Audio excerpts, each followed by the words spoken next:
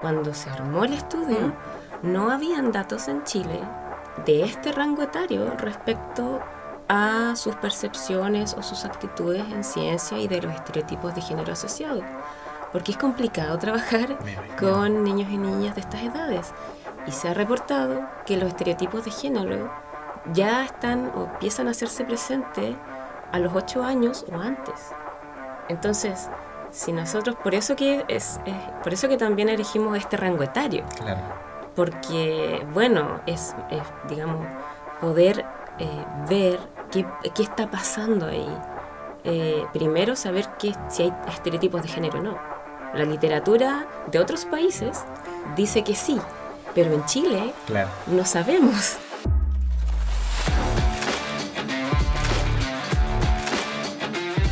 Notables Podcast.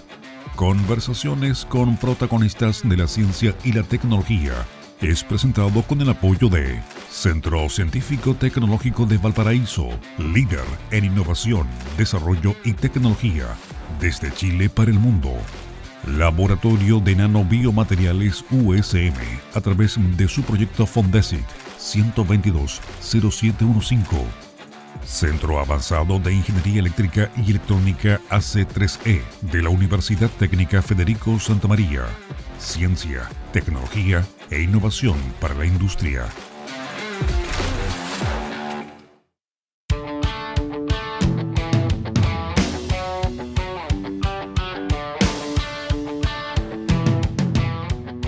Hola gente, ¿cómo están? Bienvenidos, bienvenidas a un nuevo episodio de Notables Podcast.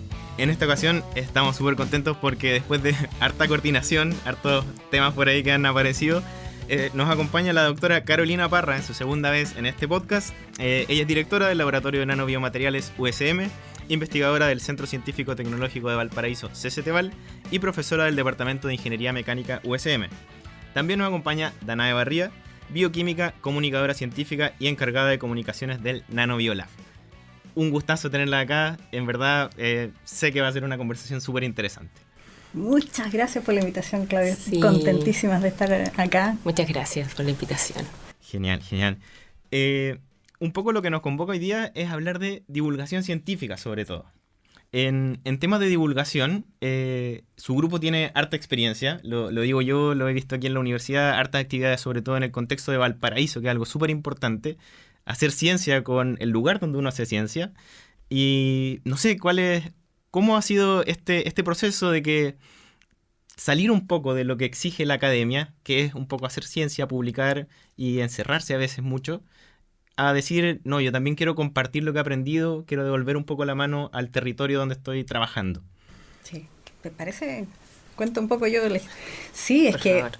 Esto es toda una aventura hacer divulgación, bueno, en contraste con difusión, porque en el mundo de las ciencias, de la ingeniería, el mundo de la academia, estamos acostumbrados a hacer difusión de nuestro trabajo. Significa que tú vas a eventos científicos y compartes un poco en un lenguaje más técnico los descubrimientos, logros, el trabajo de investigación que estás realizando. Los estudiantes nuestros están acostumbrados y es una modalidad que tú tienes que hacer necesariamente, ir a congresos y presentar póster.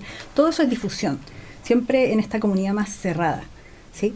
Por otro lado está la divulgación, y ahí la divulgación es un aspecto crucial, creo yo, pero eso va un poco, esa valorización es como casi diría yo como un sello personal que cada uno de los investigadores o profesores de la universidad tiene.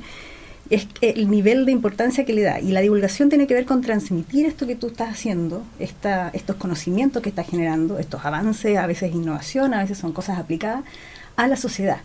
Contarle a la sociedad lo que estás haciendo. Tiene un rol súper importante en mi apreciación, tiene que ver con democratizar la ciencia que se hace, ¿sí? Acercar a las personas la ciencia, encontrar también, hay que aprender a sintonizar el lenguaje que uno utiliza, porque no es lo mismo contarle cuando a veces uno dice, no sé, trata de explicarle eso a tu mamá, a tu papá, a tu abuelita. Esa es como la típica que uno dicen. Bueno, necesitas aprender una manera más efectiva de hacerlo, ¿sí? Y no para todas las personas tal vez tiene esa forma de ver la importancia que tiene la divulgación. Yo diría que lamentablemente, históricamente en Chile, tal vez no hay muchas exigencias a nivel de instrumento de financiamiento de las agencias que antes era CONICYT, pero ahora es ANIR, acerca de cuál es la obligación que tenemos como personas que hacen ciencia en Chile de hacer divulgación, ¿sí? No existe como una obligación contractual de que tú te adjudicas un fondes irregular, iniciación, cualquiera de estos instrumentos, de que tienes que hacer cierta cantidad de horas de, podríamos decirlo, servicio comunitario, ¿sí? Claro. De entregar esta información. Entonces, es más que nada una motivación personal la que te lleva a comprometerte o no con este rol de compartir a la comunidad, ¿sí? Puede sonar como, la idea no es ser, tal vez, no es ser muy condescendiente en como de uno desde arriba entregar la información, no es esa la idea, ¿sí? La idea es que esto sea integral, la idea es alcanzar muchos niveles, muchas dimensiones. Hay un rol ahí también que tiene que ver con lograr de alguna forma encantar a las personas con la ciencia, de incluso, que es algo súper crítico creo yo, especialmente en algunas áreas de la ciencia y la ingeniería, de reducir brechas de género, porque tú de alguna manera puedes lograr que acercarte a niños, niñas, y mostrarles un poco esta cosa que a ti te motiva, que te apasiona, porque este trabajo en general nos apasiona, mostrarles un poco estas cosas que hacen que finalmente se despierte la curiosidad, que es uno de los motores de la ciencia. Y entonces todos estos roles que uno tiene que hacer, todas estas dimensiones que uno abarca al hacer divulgación, son, bueno, insisto, algo personal, pero es algo que yo le doy un valor muy importante y hemos tratado históricamente en nuestro laboratorio, que no tiene una historia tan larga en la universidad, pero sí hemos tratado de impulsarlo, ¿sí? Y ahí es donde justamente Danae, que ahora es nuestra encargada de comunicaciones, ha tenido un rol fundamental los últimos años en esa tarea. Danae, y por tu parte, ¿cómo ha sido esta experiencia o de dónde viene el interés por comunicar la ciencia? Como dice la profe, algo bien personal. No sé cómo habrá sido tu historia en este trabajo. Bueno, yo no llevo tanto tiempo haciendo comunicación científica. Estudié bioquímica, trabajé varios años como asistente de investigación y luego tomé un diploma en comunicación de la ciencia y ahí me enamoré de esta área y a raíz de eso fue como... Ya, yo quiero seguir trabajando en esto porque siento que efectivamente uno puede realizar actividades y trabajar como junto a las personas, a las niñeces o al público objetivo que tú quieras, al que apuntes, y puedes ver algún resultado o parte del impacto quizás allí en el momento. Y eso es hermoso, o sea, también es hermoso hacer investigación y estar en el laboratorio y hacer experimentos y también me encanta, y lo extraño a veces. Pero siento que estar ahí como en terreno, como el trabajo que hemos hecho. Después yo llegué a trabajar al laboratorio acá con Carolina y con la gente, los chicos y chicas del laboratorio, que ya venían haciendo actividades de antes, ya habían estado en el FES y ya habían hecho, estaban en stands, entonces tenían experiencia. Pero con el trabajo en el lab es como que llegamos a escuelas, hemos llegado a más públicos, hemos hecho más conexiones sí. Con otras entidades, con el Museo de Historia Natural de Valparaíso, con Centex, con CCTVAL, con el área de comunicaciones, y así hemos ido como generando un trabajo colaborativo igual, y eso es como, y con las escuelas, o sea...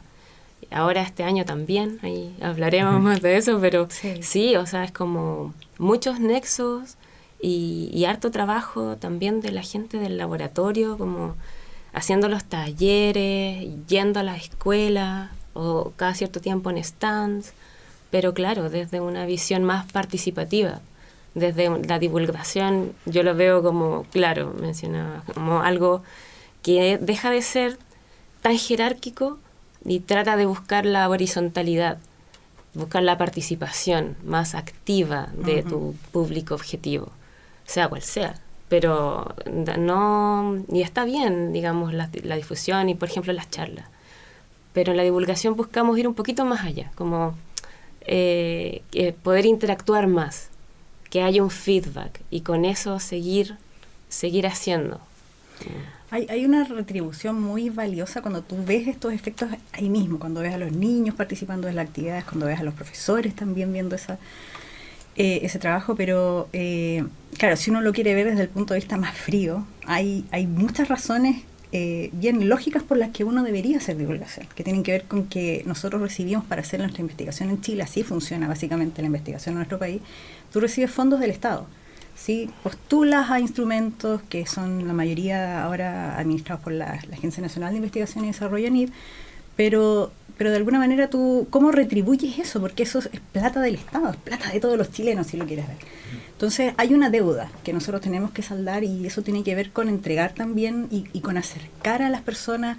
Hay todo un ambiente generalizado también que tiene que ver con, a veces lo han escuchado probablemente, fake news. Entonces hay una responsabilidad también en tener este acceso, porque es un privilegio estar haciendo lo que nosotros hacemos, en tener acceso a información, a conocimiento. Es importante que entreguemos eso, ¿sí?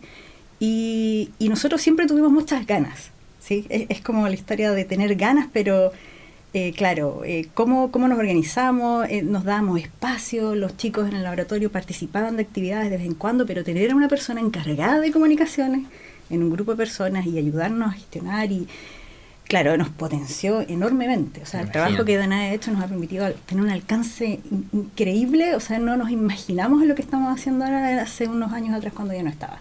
Teníamos ganas, pero faltaba Danae para poder dar esos pasos. Sí, porque al final, o sea, la academia, la vida en un grupo de investigación, el tiempo es lo que más falta, siempre. Entonces, estar pensando en hacer investigación, quizás usted está pensando en hacer clases, de repente algún trabajo administrativo, y después, aparte, tratar de sacar tiempo para hacer actividades de divulgación, el tiempo falta muchísimo. O sea, entonces, claro, el tener una persona encargada que pueda ver esto en el día a día, y se ven los resultados. O sea, ya vamos a conversar un poco de los proyectos que han hecho, y en verdad yo admiro muchísimo el trabajo que llevan hecho. Este año nos han hecho un montón de actividades. Entonces, se ve como un muy buen ejemplo para otros grupos de investigación. Es genial esto que hablan como de democratizar o devolver un poco al país.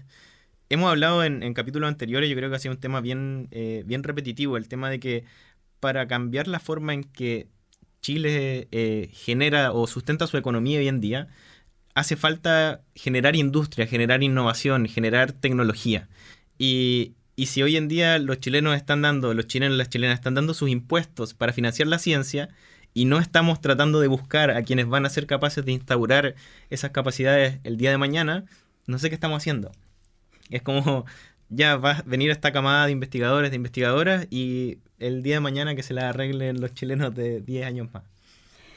Mira, yo creo que hay algo muy valioso también en hacer investigación básica, en ciencia básica. Sí, es importante. De hecho, cuando uno piensa en innovación, tiene que pensarla como que está construido sobre todo ese trabajo que mucho es de ciencia básica previa, o sea, se construye sobre esta información, sobre este conocimiento.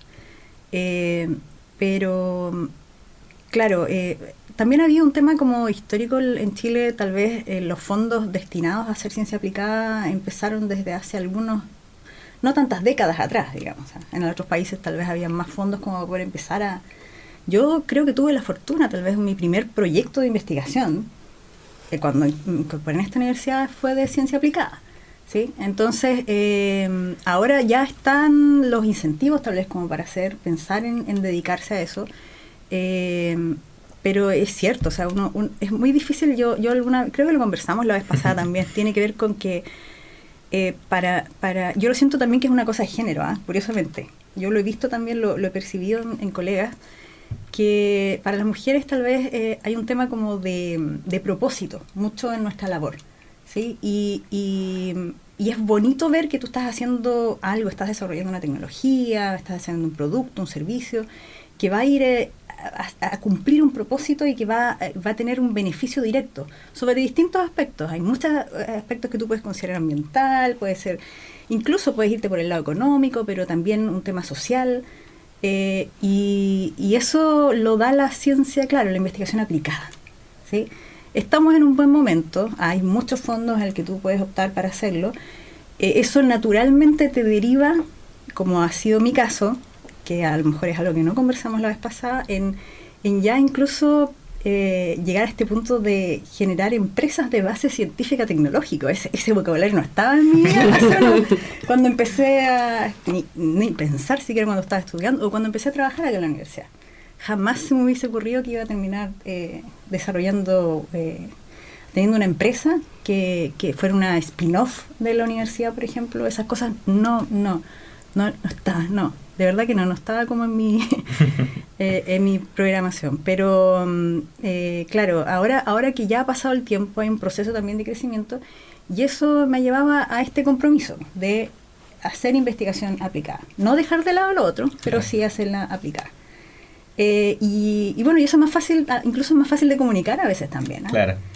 Es algo que hemos visto también cuando hemos trabajado con colegios, porque cuando uno hace vinculación, no es solamente con instituciones como educacionales, también estás vinculando a otros organismos. Hay varias áreas de acción, de hecho, que la universidad define en su plan de vinculación. Hay temas sociales, pero también hay temas privados, que eso también es una retribución de cómo la universidad está conectándose con este ecosistema que es acá regional. Genial. En verdad, eso me quedó dando vuelta a eso que dice, hacer cosas aplicadas que a veces es más fácil de comunicar. Y en esa facilidad de comunicar, también hay una ciencia atrás de la comunicación de la ciencia. Sí. Y como dice Danae, tú hiciste un diplomado, entonces uno pensaría muchas veces que es, no sé, tratar de agarrar un teléfono o grabar un video y que salga lo mejor que sea. Pero hay formas mejores de hacerlo que otras. Y nosotros también partimos un poco improvisando totalmente. Y no sé cómo fue tu experiencia, cómo fue el aprender a comunicar la ciencia. Yo también he estado aprendiendo y también... Me imagino que es un aprendizaje continuo. Sí, todo el rato, porque claro, o sea, el diploma fue maravilloso en la U de Chile, todo esto. Tengo que decirlo, porque tuve profesores y profesoras maravillosas. Y compañeros, fue muy, muy bueno, aprendimos muchísimo. Y eso que fue bueno, en pandemia, online, se sigue haciendo online, pero fue muy bueno y extenso, entonces te da muchas herramientas, pero tú hasta que no las pones en práctica no... Claro. Hay una barrera que cruzar. Y esa barrera yo la crucé aquí como aprendiendo, gracias a la confianza del equipo, de Carolina, y fue como ya... Y de las entidades y personas de las instituciones en realidad que se fueron sumando y creyendo así como... Ya, queremos hacer talleres, ya, no sé, hola, ya, vamos, como muy de a poquito igual. Pero sí, pues hay mejores maneras de hacerlo, como mencionaban, los ejemplos, por ejemplo, los ejemplos de las cosas, cómo se comunican, si son aplicadas, claro, es más fácil quizás porque tú tienes como ejemplos más tangibles, que puedes tomarte de eso para poder llevarlo más allá o hacer más preguntas que una investigación más abstracta. Pero igual se puede. Sí. O sea, nosotros igual empezamos como tratando de hacer talleres que pudieran comunicar. La idea era comunicar cosas que se hicieran en el laboratorio.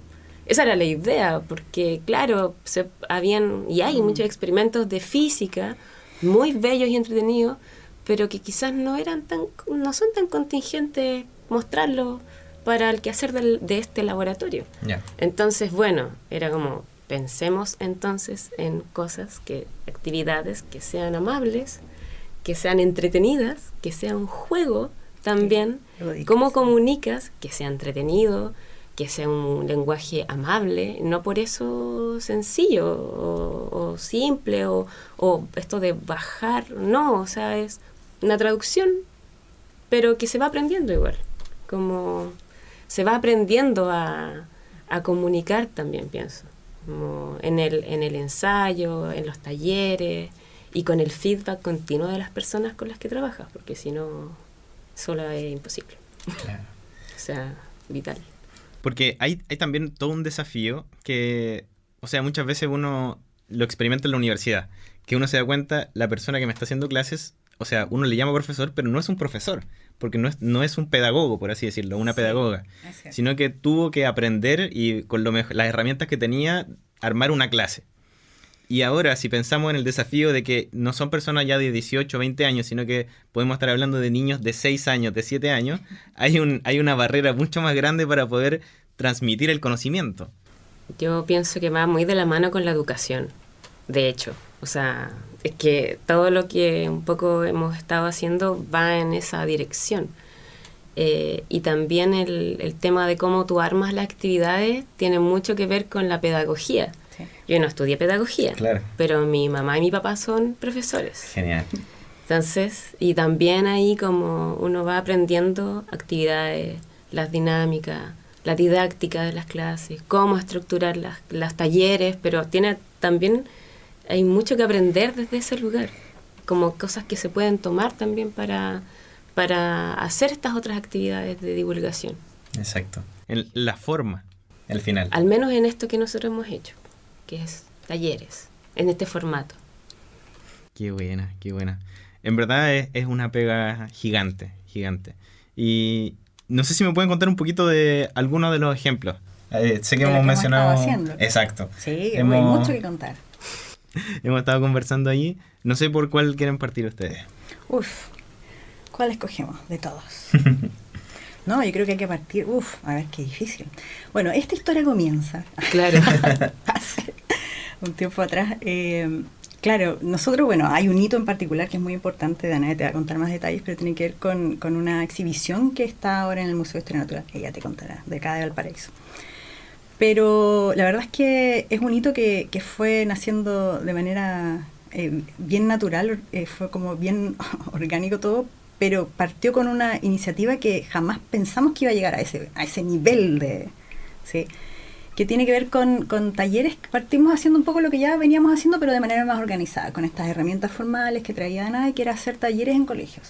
Colegios públicos se escogieron, hubo toda una gestión ahí por parte de Danae de conversar con las escuelas, con los profesores, no es directo, o sea, no es como que uno va y parte con su mochila con experimentos y golpea la puerta y dice, mire, vengo a hacer experimentos. No, hay todo un tema de gestión, de incluso los profesores, cómo organizan ese grupo de estudiantes. A veces tiene que ver con que ellos dicen, bueno, acá creo que estos niños son tal vez, los seleccionan ellos, a veces, no sé, hay muchos criterios que... Entonces, es toda una organización con los profesores. Esto es como un co-desarrollo de la actividad.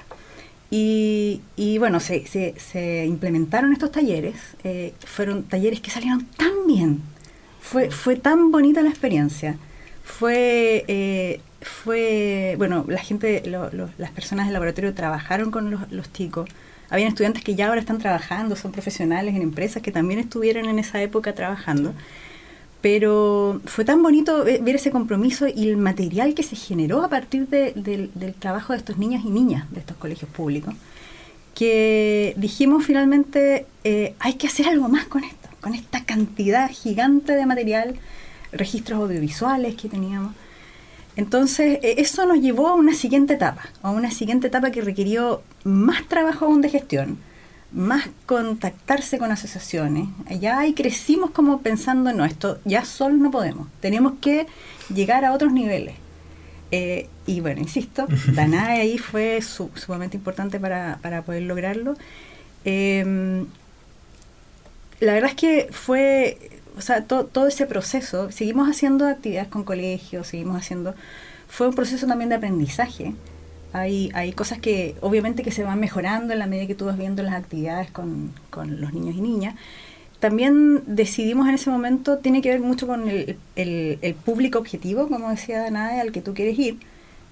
Hay una razón detrás de por qué escoger a veces grupos de niños más pequeños versus grupos de adolescentes, por ejemplo, de cursos superiores. No sé si lo conversamos la vez anterior, pero claro, en realidad está investigado, hay mucha investigación científica en torno a dónde el impacto de este tipo de actividades es más efectivo, en qué edades, de qué y claro, y nosotros apuntamos un poco a ese nivel, llegar a niños más pequeñitos, a niñas más pequeñas. Tratamos siempre de que los grupos fuesen bien equilibrados, por ejemplo, de las personas del laboratorio, los integrantes del grupo, que fueran hombres y mujeres, que se viese presencia de estudiantes de ingeniería, de ciencias que estaban ahí.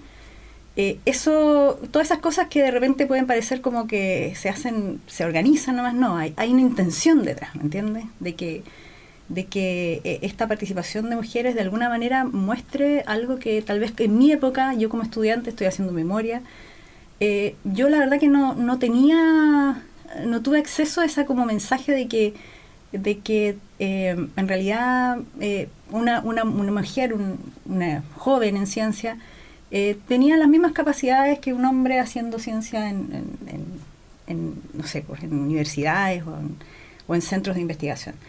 Entonces, después de toda esta cosa hermosa que se generó, ahí viene todo este proceso que Danae te puede contar acerca de qué se hizo con todo ese material. Sí, bueno, lo primero que igual nos tocó hacer, que queríamos hacer una exhibición. Así como no nos fuimos con chicas, dijimos ya no, o sea, queremos hacer una exhibición.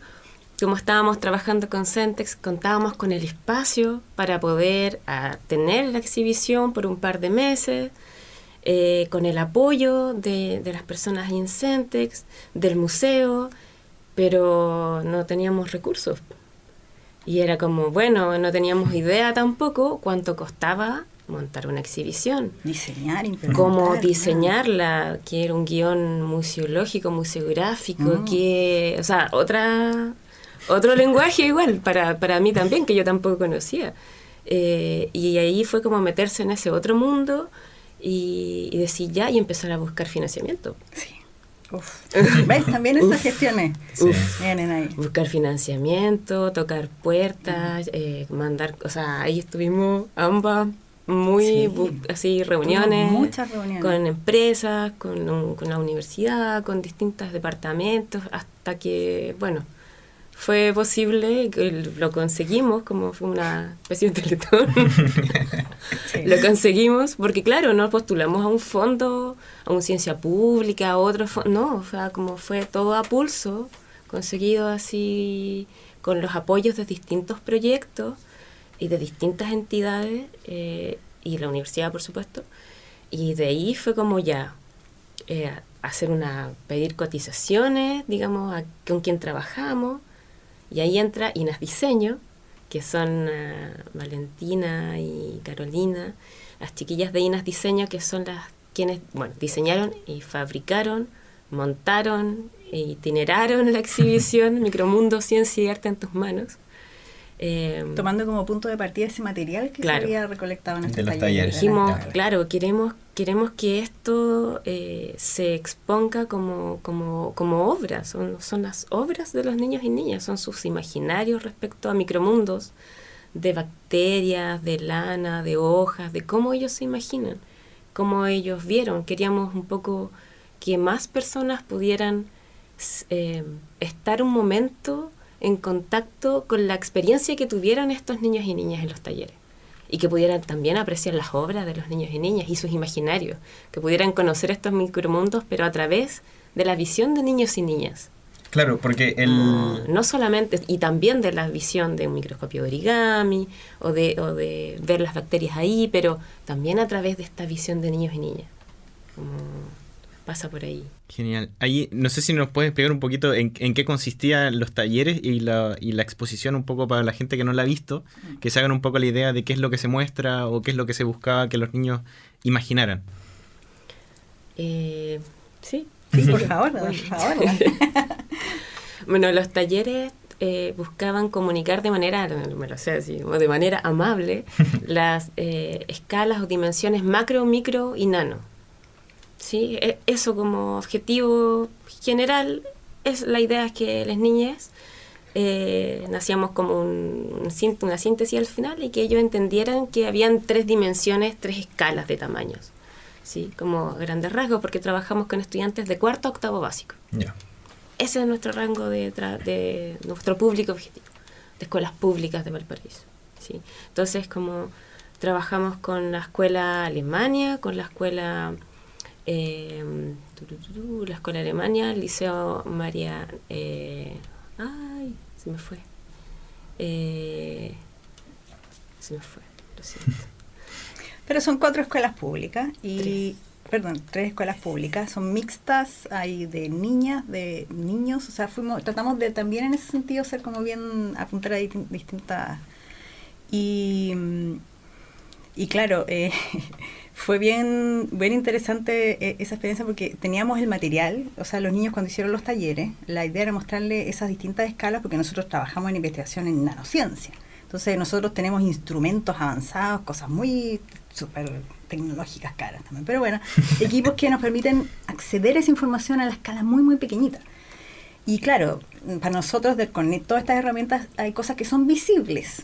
Yo con los microscopios que nosotros tenemos en el laboratorio puedo ver átomos, por ejemplo, en la superficie de los materiales. Pero para, claro, niños, niñas, público en general, ven cosas y, claro, no es invisible toda esa información. Entonces, por eso es que esa idea también de la invisibilidad requería que hubiese esta imaginación detrás para qué es lo que ellos creían que había a esa escala. Cuando uno iba muy, muy cerca, cuando tú mirabas objetos, cuando mirabas objetos que son, bueno, de origen natural, hojas, no sé, cáscaras de cebolla, lana, por ejemplo, fibras. Entonces, ¿qué es lo que ellos imaginaban? Nosotros igual ahí pusimos materiales, habían unos microscopios muy bonitos que eran microscopios de origami, se llama, que son estos de papel. La estructura tienen un objetivo, pero permiten tener esa resolución para ver cosas a escala, así como que tú le ves los pelos a la mosca y eso. Entonces, habían un instrumento de apoyo, pero una parte de esas actividades tenía que ver con que ellos imaginaran lo que estaba más allá. Y después, con ayuda de los instrumentos de apoyo, poder empezar a ver un poco más, realmente ver. Sí, pero y bueno, y tomamos de hecho, eso de imaginar es muy importante para este proceso, porque, insisto, no es visible a simple vista gran parte de esa escala a la que estábamos apuntando. Claro. Sí. Y es un método científico como un poco a escala para los niños, en el fondo. Sí, claro. ¿Qué crees que hay allí? Después veo qué es lo que puedo, en lo que en verdad veo. Sí, y eran unas obras maestras, o sea, realmente, no, en serio, los chicos, cosas muy, muy lindas que crearon. Nosotros llevamos todos los materiales y ellos dibujaban, imaginaban cosas. Entonces, claro, ¿sabes qué? Insisto, no, cuando partimos haciendo no creíamos que íbamos a llegar a algo así que fuera material como para una exhibición. Pero cuando se vio todo ese material, fue como que había una obligación de mostrar. Ya, me acordé, así lo necesito expresar bien. Trabajamos con el liceo Matilde Brandau de Ros, que se me confunde, estamos trabajando en más escuelas ahora, con la escuela Alemania y con la escuela Dr. Ernesto Quiroz Weber. Entonces trabajamos con esas 3 escuelas y claro, estuvimos en 2 jornadas en cada escuela. Ya. Fuimos 2 veces, como en la misma semana o una semana después de otra. Entonces, claro, estaba en todo este proceso como ¿qué imaginas? Versus después ver esos mismos objetos que habías imaginado y dibujado con témpera y qué sé yo, verlo y compararlo. Pues, y te lo imaginabas así, no, con guías. Habían 2 guías del laboratorio que tenían sus guiones, literal, así, entonces que iban conversando en una dinámica, con un PPT también, entre medio actividades, pero también iban guiando toda una conversación y preguntas.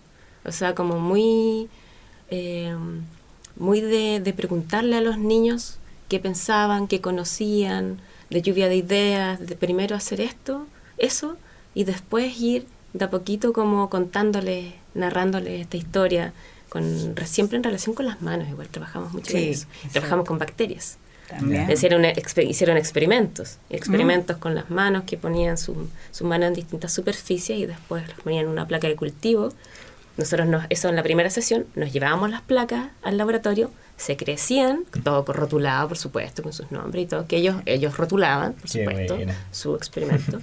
Y después volvíamos en la segunda sesión y lo primero que hacíamos era pasarle a cada estudiante su placa crecida y que compararan las distintas condiciones. Entonces al tiro, y ahí era como conversarlo, y ahí podían ver cómo hacer el experimento, ver las bacterias, explicar qué son, por qué, y bueno, y el COVID salía, y las diferencias entre el virus y las bacterias, la importancia de lavarse las manos, porque estaba el experimento ahí, claro, con muchas más bacterias en el suelo que lavado de manos con agua y jabón por 30 minutos. Entonces, como toda esa experiencia sumado a la fusión con actividades artísticas, ese es el otro enfoque que queríamos que logramos hacer, que por un lado estuviera la experimentación, pero también este imaginario y el hacer, el dibujar, el pintar, también que quedaron como sus obras, ¿no es cierto?,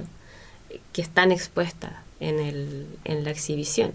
Están las placas de cultivo, están los microscopios de origami, es una exhibición interactiva, participativa, entonces tú puedes ir y escribir, hay preguntas, puedes ir y tocar, girar cosas, descubrir también nanomateriales, sus aplicaciones, pero también los niños pueden ir, lo hacen, tienen todo dibujado y rayado con plumones, hay una pizarra, entonces es como, esa es un poco el espíritu y la idea. Sí. De la transmisión. Cuando se generó todo este material, ahí el desafío, claro, fue crear la exhibición. Y partimos, como decía Danae, en Centex, ¿sí? Que es el Centro de Extensión del Ministerio de Cultura, que está en la Plaza Sotomayor, ¿cierto? Claro. Y gracias al apoyo que tuvimos de ellos, fue donde el primer lugar donde se instaló esta exhibición. Sí, fue muy bonita esa, porque compartíamos un espacio con otras exhibiciones también de áreas que, bueno, diría yo 100% artísticas, o sea, nosotros éramos un bicho raro en ese espacio, pero aún así nos sentimos muy orgullosos de haberlo hecho, por supuesto, algo que nació de esta motivación de hacer divulgación, pero al mismo tiempo vimos que realmente acercaba a la comunidad, ¿sí?, a este trabajo en ciencia, que había interés. Cuando estábamos ahí veíamos los niños cómo interactuaban con los módulos, con todo, wow, o sea, realmente estaba cumpliendo el objetivo que habíamos pensado, ¿sí? Aquí hay un interés también de generar como este ficho de la creatividad detrás de esto, de imaginarse tiene que ver con ser creativos, que es un elemento crítico también para hacer ciencia. Entonces, estaba todo funcionando y bueno, y después muchas cosas han pasado, pero finalmente uno de los hitos que es el que estamos actualmente tiene que ver con que esa exhibición, después de estar ¿cuánto tiempo en el Centex? Como 3 meses y medio más o menos. 3 meses y medio, logramos que tuviese una itinerancia, que se llama, otra palabra que aprendí en el camino, a propósito, porque si tienes una exhibición después, si la tienes en un lugar, después tienes que moverla a otros lugares para sacarle más provecho, que llegue más, impacte más gente. Entonces la itinerancia continúa hacia el Museo de Historia Natural de Valparaíso. Y ahí fue como, wow, o sea, no sé, yo no sé ustedes si tienen experiencia en ese sentido, pero para mí me marcó mucho en mi infancia el primer museo de ciencias que fui, cuando yo vivía en Santiago y fue el Museo de la Quinta Normal, que está en el Museo Natural de Ciencia, y yo tengo los recuerdos vívidos, habiendo sido tan pequeña en ese entonces, pero tengo esos recuerdos de haber ido a esas exhibiciones y haber tocado las cosas que, claro, probablemente ya no existe ninguna de esas muestras de ese entonces. Pero claro, muy importante, te das cuenta, tener ese nivel de alcance, también la confianza, porque llegar a ese punto, o sea, es como que el museo vio la actividad, vio lo que estaba haciéndose en el Centex y dijo, sí, queremos eso nosotros acá. Qué bacán. Y bueno, y ahí Danae puede contar qué estamos ahora, porque partimos como una exhibición itinerante. Sí. O sea, la exhibición fue pensada para que itinerara. Fue así, pensada y creada así. Entonces, los módulos están hechos para ser móviles. Si van a verla al Museo de Historia Natural, van a ver que se ve como algo grande, pero en realidad después cuando se desarma y queda así, chiquitita, y es como... como porque estaba pensado para que sea itinerante. Pero ya no es itinerante. ¿Por qué? Porque, claro, llegamos al Museo de Historia Natural el año pasado, a mitad de año, y claro, estuvimos un par de meses en el Salón Patrimonial, que se llamaba así. Después estuvimos un tiempo, tuvimos que desmontar las INAs, tuvieron que desmontar todo, cambiarlo, guardar un tiempo la exhibición, porque el museo estuvo haciendo mejoras importantes, mantenciones y sí, de todo el edificio, que es patrimonial, por cierto. Entonces, claro, ahí hubo todo un par de meses de stand-by, y luego volvimos a la sala del frente, que fue como hicieron un cambio interno ahí en el museo, el nuevo salón patrimonial, que era más grande, así que ya adecuar de nuevo, qué sé yo. Tuvimos más meses y después pensamos, ¿y si les planteamos al museo, les interesará quedarse con la exhibición, motonarla? Y efectivamente, o sea, el museo aceptó feliz, y ahí tuvimos algunas conversaciones, y ahora el 1 de agosto de este año, después de un año de estar en el museo, se realizó la ceremonia de donación. La ceremonia, lo importante, entender aquí el punto, la donación tiene que ver con que la exhibición ahora es permanente del museo. Entonces, y más bonito aún, cuando lo piensas como, wow, ¿cómo llegamos a ese punto? No, y eso el museo lo planteó el museo. El museo fue el que dijo, o sea, que sea una exhibición dijo, permanente. como lo aceptamos, pero bajo estas condiciones. Sí. Que sea permanente, que sigamos trabajando juntos. Uh-huh. Como, pero por supuesto. Claro, y la sala donde está instalada la exhibición se llama Micromundos. Si uno ve la placa, cuando fue la donación, la ceremonia que fue el rector de la universidad, por cierto, y agradecemos mucho esa también, porque en realidad la universidad nos apoyó mucho. Nos costó, como decía Danae, la historia, conseguir estos fondos y varios proyectos dentro de la misma universidad que tienen que ver con vinculación, nos apoyaron. Entonces Fue el rector, hicimos la ceremonia y se descubrió la placa donde decía que la sala se llama Micromundos, que es como la exhibición.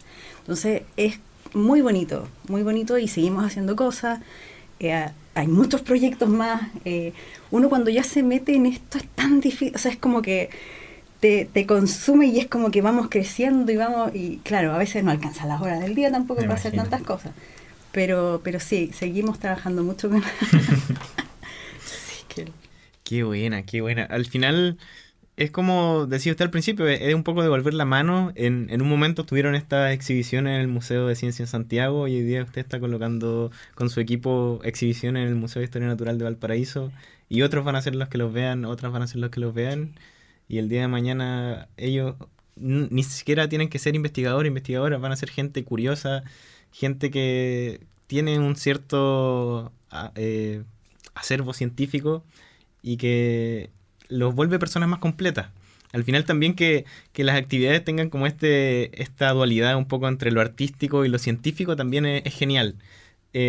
Cuando llegamos a cierta edad como que nos separan las áreas, las áreas del ser humano y si eres bueno para dibujar como que no puedes ser bueno en matemáticas y viceversa. Entonces el que puedan unir esto y tratar de mantener esa idea como de todas las áreas del conocimiento juntas es genial. Es genial. Yo me acuerdo, y lo recordaba cuando estaban hablando de toda esta imaginación de los niños, en el fondo el ver cómo es en verdad el micromundo que ustedes les mostraron, un poco arruina la versión que tenían ellos. No sé, quizá era más bonita para ellos, como que en la realidad a veces a uno le arruina lo que tenía en mente. Muchas veces era como, pensé que era distinto. No. Y un niño no te va a mentir, te va a decir, yo pensé que era más bonito. Sí. Pero igual, o sea, está ahí el método científico todo el tiempo y también está un poco en la exhibición, que es de recorrido libre, pero tú vas recorriendo y los niños lo pasan increíble, o sea, de verdad que es muy bello estar ahí. Yo aquí, claro, igual durante este tiempo he ido cada cierta, una vez a la semana o más o menos como a revisar un poco cómo va, a hacer mantención, a grabar un poquito o a mediar si estoy ahí. Es muy bello porque los niños lo pasan súper bien y de verdad que como la exhibición está pensada para niños también, es mucho más baja, está ergonómicamente pensada para que niños pequeños puedan interactuar con la exhibición perfectamente. Y claro, hay idealmente que hay un adulto que pueda ir leyendo, porque muchas veces eso es lo que no sucede. Pero sí, la interacción está ahí todo el tiempo. Qué bacán. Eso es muy bello. Qué bacán. Y todo este proceso, ustedes lo mencionaban, tiene también un montón de gestión, que muchas veces, me imagino, sobre todo en el área de la ciencia, no es algo para lo que los formen. Como científico, el tema de ir a negociar, a pedir financiamiento, uno puede pensar en un formulario que se lo manda a la NID y presenta un proyecto, pero pararse frente a frente con alguien y decirle necesito esto y negociar un monto, después conversar con la gente de los directores de colegio, el museo, también me imagino que fue toda una experiencia para ustedes. Sí, claro que sí. A ver, nosotros incluso tuvimos reuniones con empresas acá a nivel regional para poder buscar su apoyo si es que ellos tenían algún área como de vinculación pero sí, fue todo un proceso de aprendizaje, insisto, multidimensional. Aquí aprendimos en muchos sentidos y esa experiencia es la que nos ha permitido tal vez en el último tiempo avanzar un poco más rápido, pero yo creo que el gran mérito tiene que ver también con tener estas herramientas formales que son las que trajo Danae también al grupo al poder, porque Claro, en las mismas exhibiciones, por ejemplo, cuando uno piensa en cómo transmitir un mensaje, tú tienes una idea del concepto que quieres llegar, e incluso lo puedes pensar cómo funcionas con tus clases y quieres que este es el objetivo, el de aprendizaje, muy técnico. Pero cuando estás viendo ahí esas actividades y dices qué es lo que realmente quieres transmitir y cómo quieres que se genere esa interacción y que el niño o niña lo entienda, es otro nivel, ¿sí? Entonces, por eso yo creo que a lo mejor para algunos colegas que estén pensando en hacer este tipo de actividades, divulgación, puede que sea bien desafiante si uno, con toda esta carga que tú mencionabas, de docencia, investigación y administración, porque uno tiene también cosas que hacer en la universidad, quiere sumarse a esto, es complejo, ¿sí? Yo creo que ahí está este diplomado, por ejemplo, que mencionaba de divulgación, pero uno necesita tener recursos personal, capacidades específicamente para esto. Claro. No necesariamente uno puede también saber cosas como, por ejemplo, de cómo acercarse a plantear estos proyectos a empresas, que significa pedir plata finalmente, ¿sí? Eso es algo que, no sé, pues la experiencia a veces uno también, incluso como tienes proyectos con empresas, pues eso puede haber sido tal vez un poco de ayuda, pero yo creo que las dos hemos crecido en este proceso de lograr financiar y seguir avanzando con actividades de divulgación. Bueno, de hecho, y no es solo la divulgación, porque pareciera ya, Micromundo está instalado ahora en el museo, pero a partir de todo esto, seguimos generando ideas. Y una de las cosas que estamos haciendo ahora, que tiene que ver con la exhibición también, es un estudio. O sea, partimos haciendo actividades de divulgación.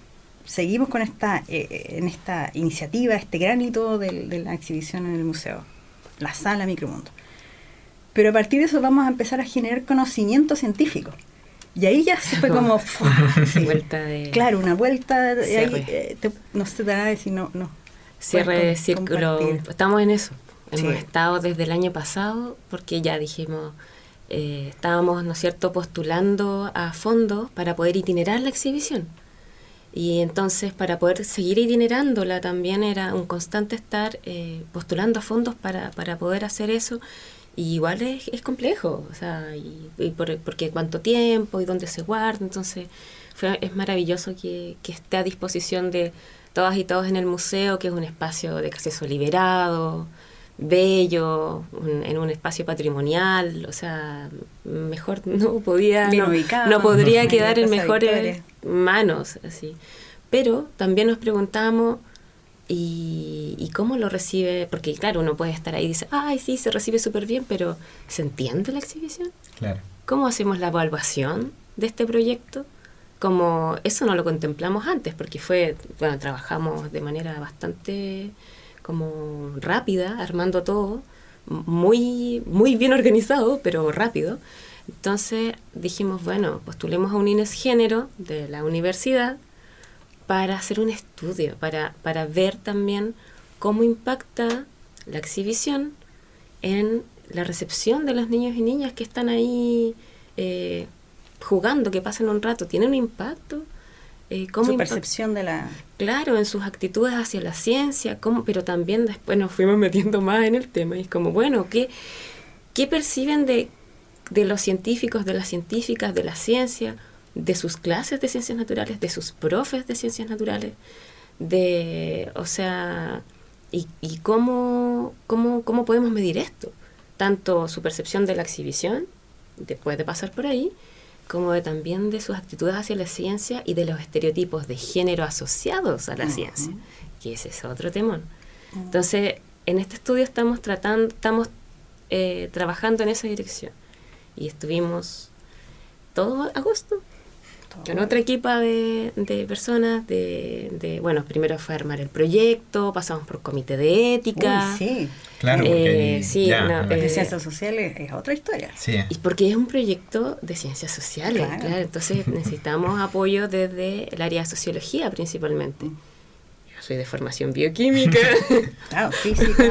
Y en el lab igual, o sea, gente de mecánica, ingenieros, químicos, pero sociólogos, o sea, igual alejados de ese mundo. O sea, ya buscar asesoramiento, armar un estudio, leer, otro lenguaje de nuevo, otros lenguajes, otros términos, otro mundo de investigación y de metodologías de investigación. Es otro rollo.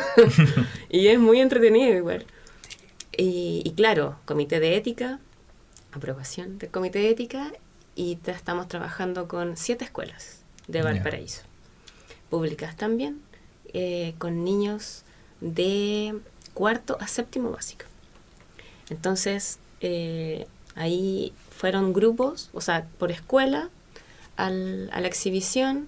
Ahí buscamos también apoyo de una socióloga, Colomba, de Pía, Valentina, chiquillas de docentes de biología, que nos apoyaron en toda la aplicación de las encuestas. En un pretest primero en el museo, eso me está olvidando, hicimos un pretest.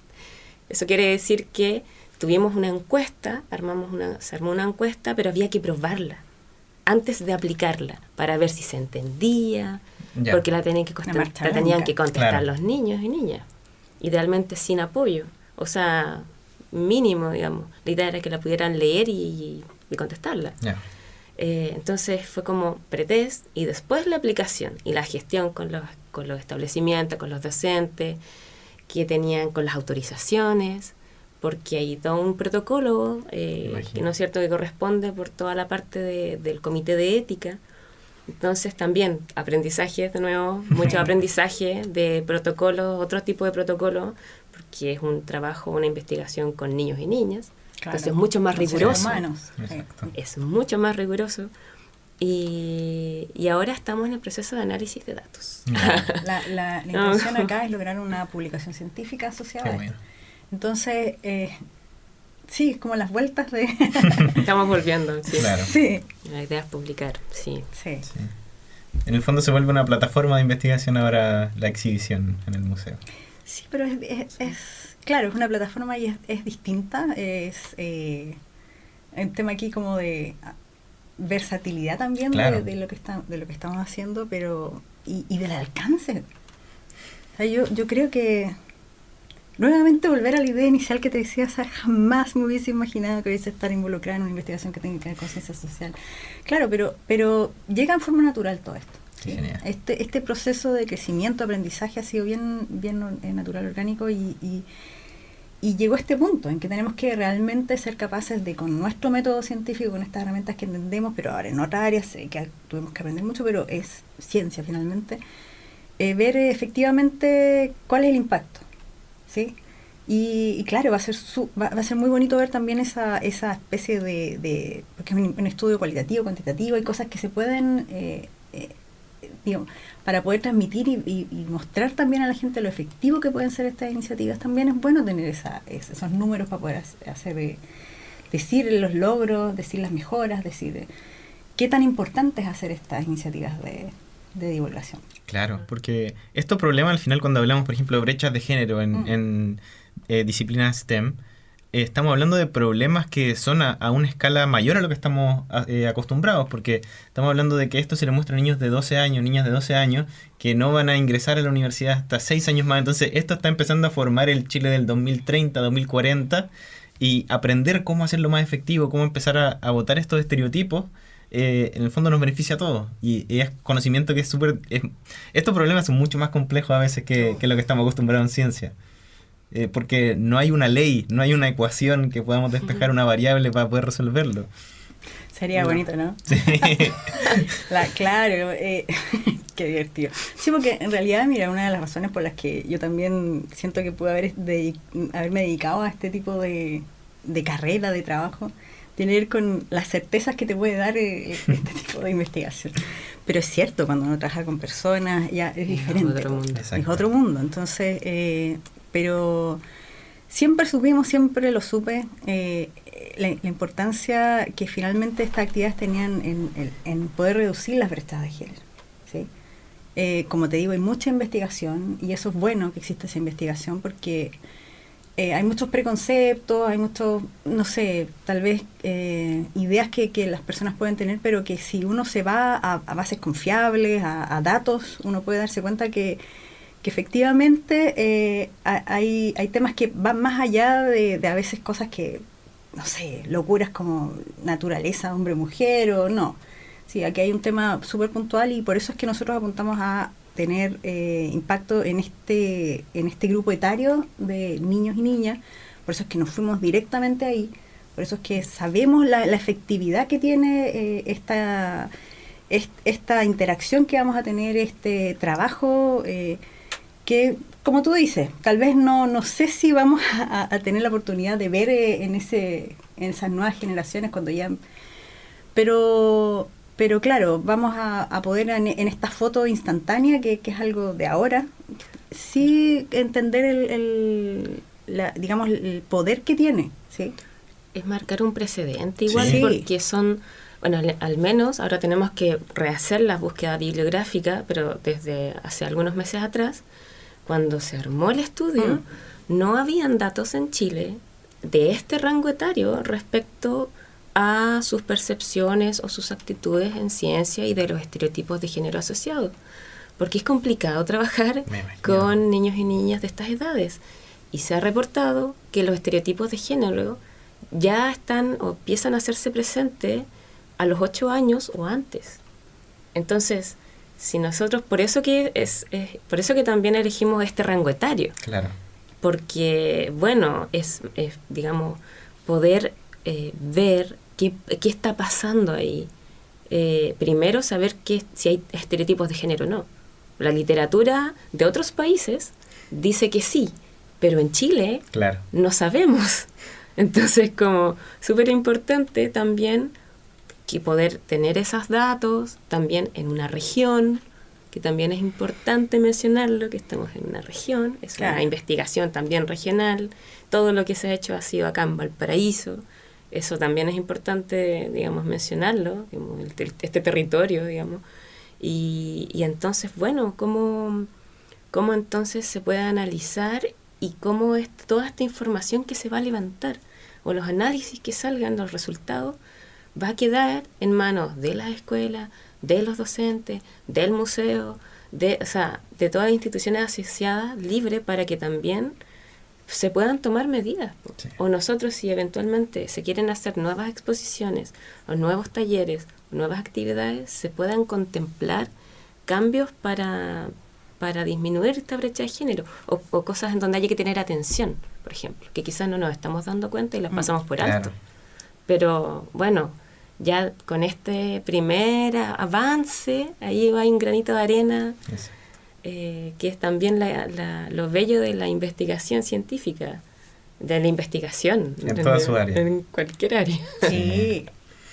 Genial. Y también me imagino que va a ser súper como gratificante para ustedes poder ver un poco el impacto, cuantificarlo. Porque me imagino que tienen una idea y todos tienen una idea de todo lo que ha impactado, pero poder medir con ese pretest, ver a estos niños lo impactó de esta manera, es algo también, me imagino, gratificante por todo el trabajo que ha habido detrás. Sí, nosotros tuvimos que diseñar algunos módulos porque la exhibición original en el Centex la hicimos mejoras. Incluimos módulos donde mostramos el trabajo de científicas chilenas. Por eso es que también ahí estamos estudiando el tema de estereotipo de género, porque bueno, fue intencional ahí un diseño, agregamos cosas para que los niños y niñas pudieran ver también ese trabajo. Así que esperamos estamos muy optimistas, debo decirlo, sí, lo estamos. Por supuesto satisfechas del trabajo que se ha llevado a cabo, pero ya estamos pensando claro, este es un proyecto, por ejemplo, que tenemos, pero seguimos imaginando cosas hacia el futuro. Yo creo que vamos a tener muchas actividades más. Si hay algunos interesados como auspiciadores, también agradecer que se comuniquen con nosotros, porque sí, tenemos muchas ideas y claro, sigue siendo un desafío los presupuestos, pero yo creo que, mira, con todo esto que nos pasó, aprendimos que en realidad a veces que estas barreras pueden ser pequeñitas, pero se superan y al final los resultados se ven y los proyectos funcionan. Qué genial, qué genial. No, y sobre todo como agradecer porque nosotros como Lab, si bien yo ya traía algunas herramientas, pero sin todos los consejos y el apoyo de las chiquillas de Andrea y Alejandra del área de educación del museo, que tienen mucha experiencia, las chiquillas, sí, pero eventualmente Anabel y de Soledad León, quien en su momento trabajaba en Centex, que nos apoyó muchísimo también, y en el diseño, por supuesto, O sea, como que se armó también ahí todo un núcleo virtuoso de personas, principalmente mujeres. Sí. De nuevo, hay que mencionarlo, somos prácticamente puras mujeres las que hemos trabajado en el proyecto. Y desde la parte del registro también, de comunicación, CCTVAL, del diseño, el diseño lo hizo también el área de comunicación, Nadia de CCTVAL. Entonces, como el diseño del logo, el diseño de inspirado que está también en las redes, entonces, como toda esa conjunción de personas, de voluntades, de trabajos, de tiempo, de esfuerzo, de todo, hizo un trabajo efectivamente colaborativo, interdisciplinar. O sea, ahí está, que es bello cuando sucede. Sí. Estamos todos apuntando hacia una misma dirección. Es como seguir en ese camino, yo pienso también, como importante los vínculos. Genial. Y hablando de tema de vínculos y redes también, ustedes han sido de las impulsoras de lo que es la Mesa Científico-Cultural en Valparaíso. ¿Sí? No sé si nos podrían contar un poquito cómo ha sido la experiencia, en qué consta esta mesa y qué es lo que están buscando. Sí, la mesa científico-cultural nace de una conversación, como nacen a veces estas iniciativas, como una conversación con Manuel Guerra, que es el coordinador de Centex. Así, una conversación relax, y fue como, oye, podríamos hacer una mesa así como aunar, porque también nosotros estuvimos en Centex, ¿sí? Trabajamos, pero después han llegado otras iniciativas y otros proyectos científicos a Centex. Y ellos han ido también, como que nosotros no conocemos, pero empezaron a pasar otras actividades científicas en Centex. Y también se empezó a abrir un nicho ahí, un nicho nuevo. Y como nosotros ya habíamos trabajado, fue como, podríamos convocar, mira, están las personas del nodo CIVBAL, que también hicieron una actividad el año pasado, ya, qué sé yo, empezamos a ver a quiénes podíamos invitar para conformar un grupo, una mesa, que todavía tiene ese nombre, científico-cultural, pero yo me imagino que eventualmente va a cambiar, porque es muy fome, o muy, no sé, como... Aparecerá una sigla por ahí. Sí, no, va a haber algún cambio ahí, sí, probablemente, pero nos estamos recién conformando. Entonces, hemos tenido 2 encuentros en donde invitamos a personas de distintas universidades, del área de las artes, de la cultura. Ha participado la Seremía de Ciencia, del Ministerio de las Culturas, Inegénero también de la universidad. Inegénero aquí de la universidad, CCTVAL, gente de AUPLA, de PUCB, y con la ayuda de la organización del nodo y en Centex, que ha prestado su espacio, hemos ido a poquito coordinando con la intención de generar un espacio de conversación constante y de red colaborativa, pero más amplia, porque habemos muchas personas trabajando en arte y ciencia o en comunicación científica, pero apuntando, no sé, quizás al área más de tecnología o innovación, pero hay vínculos, hay conversaciones comunes que se están perdiendo porque no estábamos conectados o ni siquiera nos conocemos. No. Entonces era como uno de los objetivos de la mesa es poder conocernos, como y tener una red de apoyo, ahí efectiva, cosa de que nosotros tenemos actividades, podemos invitar a las otras instituciones y viceversa, saber que están pasando otras cosas, o no hacer las mismas actividades, o aunarnos, o sea, generar como sinergia, generar redes, más si estamos trabajando hacia el mismo lado, o bueno, tener objetivos comunes. Está pensado por ahora o dirigido hacia la comunicación científica. Así lo planteamos como de la conversación con Centex y el nodo. Pero estamos en un proceso todavía de gestación, de hecho. Entonces, como la idea es eso, generar red, conformarnos primero, como cuál es nuestro objetivo como mesa. Estamos en eso. Estamos en esas conversaciones. La última reunión fue como bien existencialista, de hecho. Fue de mucha reflexión de, bueno, quiénes somos primero, qué queremos hacer, cuáles son nuestros objetivos, cuál va a ser nuestro... O sea, como primero estamos eso. La idea es conformarse, al menos desde mi visión, y después poder hacer actividades conjuntas, por supuesto, Genial. y apoyarnos en las distintas actividades, porque por supuesto que cada institución tiene sus propios objetivos, sus indicadores, su visión, o sea, es natural, pero también apoyarnos como en este ecosistema, porque si no estamos como disgregados, y eso pasa en ciencia y pasa en artes, Claro. en las culturas también. Ujú. Por eso que es como buscar ampliar también las distintas áreas del conocimiento en esta mesa, en que juntos podamos ir como armando actividades o conocernos, generar redes, Sí. nacimiento de proyectos, Claro. como que sea largo en el tiempo también, que sea constante en el tiempo. Claro. Sí, eventualmente se van a sumar más actores, seguramente se va a requerir invitar más también personas. La idea es que crezca esto, que todos los que están participando entonces puedan tener un rol, y que yo creo que la sinergia se puede dar en estos ambientes transdisciplinarios, porque esto ya es transdisciplina, así es como Sí. sí. Y Valparaíso y la quinta región en general, yo siento que es un lugar, o sea, muy propenso para esto, porque es una región, una ciudad muy universitaria. Entonces hay, no sé, serán 5 o 6 universidades donde también se produce conocimiento, se genera conocimiento, se estudian o se desarrollan lo que son las artes. Entonces empezar a conectar estos dos mundos es un lugar que Valparaíso suena muy bien para hacerlo. Sí. Sí. Se nos ha pasado la hora volando. Estamos casi ya pasaditos en una hora.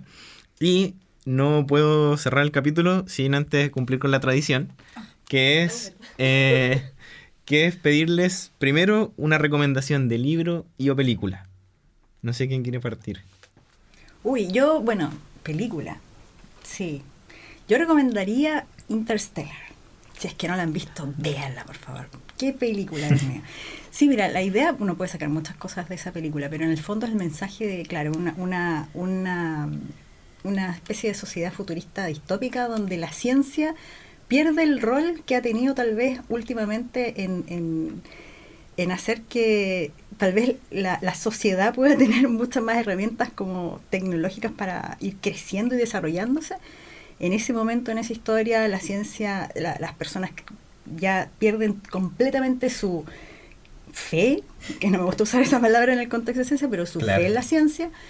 Y entonces, ¿qué pasa en el mundo donde ya la ciencia no entrega esas respuestas? Donde ya no hay generación de tecnología para ayudar con los problemas que está teniendo las personas. Bueno, es una película de acción, hay muchas cosas que pasan, pero esa es como la esencia del móvil que permite el desarrollo de la película.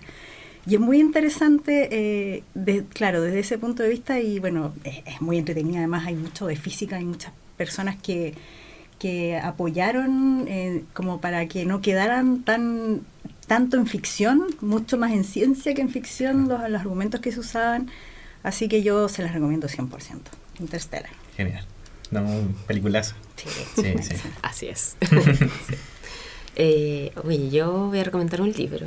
Ujú. Es un libro antiguo, y si bien no está escrito por mujeres, pero sí para mí me marcó mucho, que es El árbol del conocimiento, que es de Maturana y Varela. Ambos científicos, biólogos, neurocientíficos, filósofos chilenos, que armaron un libro hermoso que es ilustrado.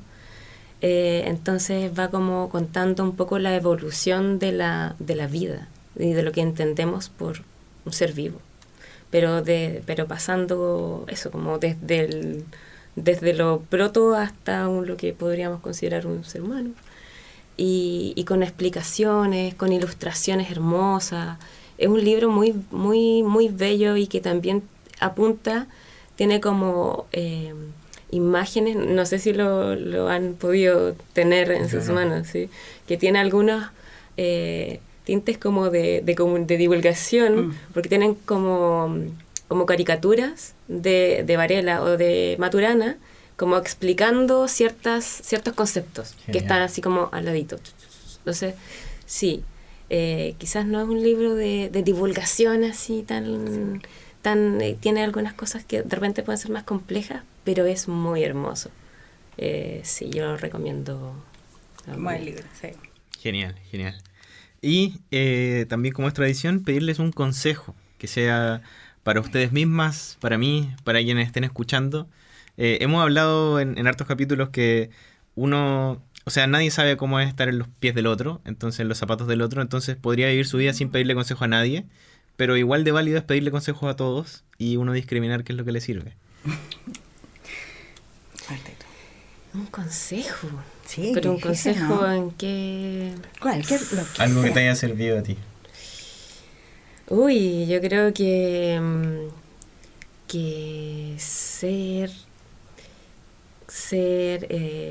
seguir adelante como con los sueños propios, como no darse por vencida y ser no resiliente, sino como ser constante o cargante, como seguir adelante con las cosas en las que uno cree y en los sueños que uno tiene, como no sé, no limitarse de repente a ponerse uno mismo como el tope de las cosas que se pueden soñar, y trabajar por ello. Entonces trabajar por esos sueños que pueden parecer inalcanzables, pero ahí se va avanzando, como no detenerse.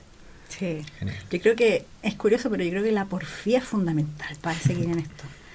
Yo creo que más para las mujeres, ¿eh? Porque no es completamente así un ambiente amigable, diría yo, a un cierto nivel como, bueno, da para otra conversación.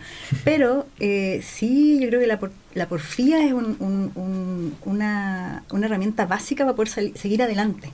¿Sí? Es como, no, ser obstinado, no sé, eso te permite de alguna manera, ya no importa, las cosas no están funcionando, no sé, pues no se está entendiendo tal vez el valor de este trabajo, o me estoy encontrando con estas barreras, o hay mucho de... En todos los trabajos imaginables hay mucho también de relaciones humanas que tienen un rol importante en cómo tú te desarrollas en tu profesión. Y a veces uno cuando estudia, cuando los chicos están en una carrera de ingeniería mecánica, es como que tú aprendes las herramientas formales, las técnicas, sí, pero cuando uno llega a un trabajo y tenés que enfrentarte con personas, Dios mío, ahí sí que la cosa se pone, sí.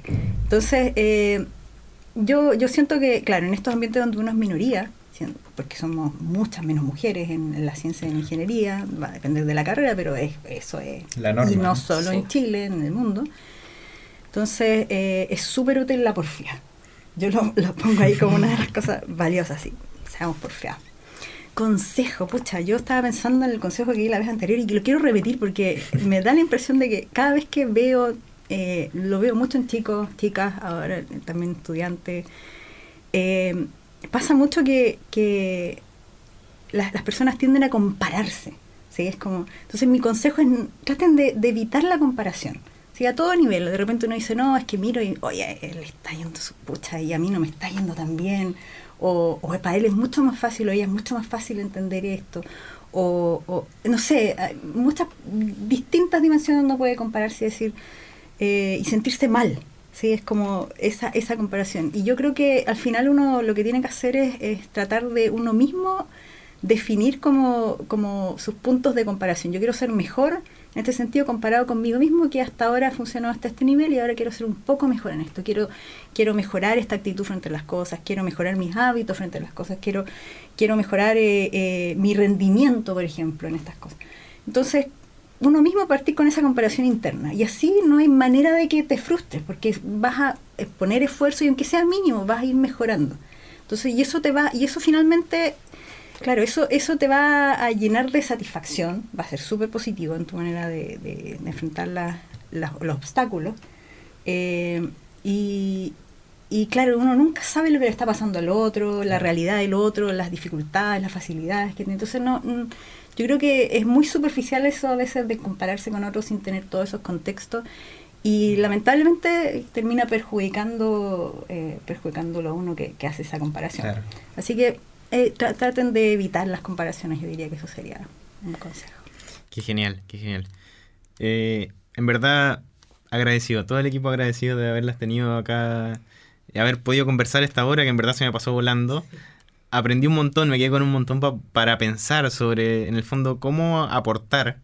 Esperamos que el programa un poco sea un aporte a eso, de democratizar la ciencia, acercar lo que se está haciendo en Chile, mostrar referentes también, y y que el día de mañana un poco también se genere una cultura en la academia, en la industria más diversa en términos de género, en cualquier término. La diversidad siempre aporta. Entonces, en verdad, dime. Se me olvidó una cosita, que el 12 y 13 de diciembre, acá en Valparaíso, en la Casa Central de la PUCB, va a suceder el cuarto, si mal no recuerdo, encuentro de comunicadores de la ciencia, comunicadores y divulgadores científicos, organizado por la ACHIPEC, que es la Asociación Chilena de Comunicadores y Periodistas de la Ciencia. Así que tú perteneces. Yo soy socia de la ACHIPEC, sí. Entonces, quiero aprovechar de pasar ahí como la información para quienes, creo que ya se cerró el periodo de postulación a resúmenes, pero sí pueden inscribirse todavía para participar, para ir como público, y yo creo que va a estar súper, súper interesante. Así que eso es. Genial. Sí, ahí dejamos a todas invitadas. ¿Y dónde podemos mantenernos al tanto de lo que estén haciendo ustedes en el laboratorio? Por favor. El Instagram es nuestra... Pueden seguirnos en las redes sociales. En el Instagram, nanobio_USM, y en Micromundo Ciencia y Arte. Micromundo Ciencia y Arte es el Instagram que también llevamos del lab, pero que es solo del proyecto de Micromundo. De la exhibición, claro. Y ahora del estudio. Genial. Vamos a estar al tanto ahí también a ver cuándo están esos resultados. Sí. Se ve muy prometedor. Genial. En verdad, muchísimas gracias. Gracias a ti. Y muchas gracias a quienes nos acompañaron en esta conversación. Esperamos les haya gustado tanto como a nosotros. Y los invitamos a seguirnos en redes. Estamos como Notables Podcast. Dar like, compartir todas esas cosas gratis que nos ayudan un montón a nosotros. Y bueno, así como Carolina y Danae, recuerden que ustedes también pueden ser notables. Chao, chao.